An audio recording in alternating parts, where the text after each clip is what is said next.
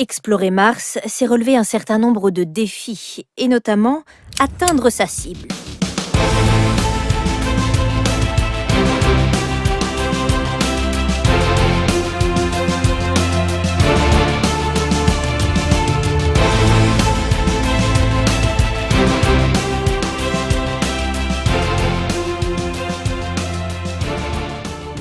Nous venons de quitter la Terre.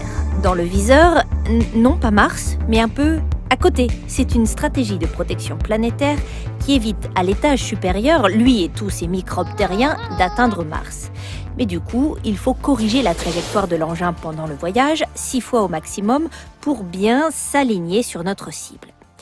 Nous cherchons donc à atterrir là, pas là ni là, mais là, dans cette ellipse de 5 sur 20 km.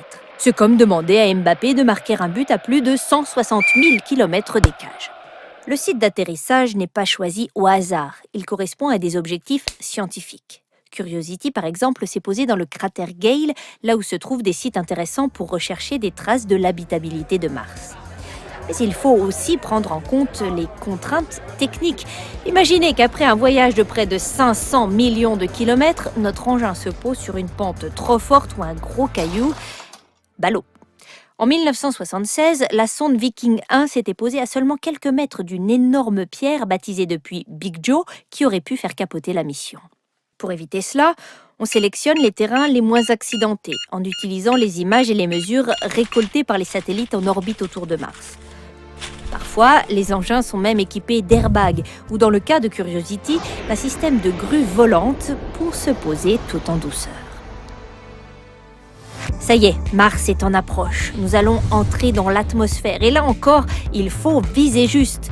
L'engin doit la toucher dans une petite lucarne et selon un angle précisément calculé. 1 degré de plus, et l'engin qui arrive à plus de 20 000 km/h se détruit. 1 degré de moins, et il rebondit sur l'atmosphère et se perd dans l'espace. Maîtriser la navigation pour atterrir au bon endroit reste donc un défi que les ingénieurs, après 50 ans d'expérience, maîtrisent plutôt bien, eux.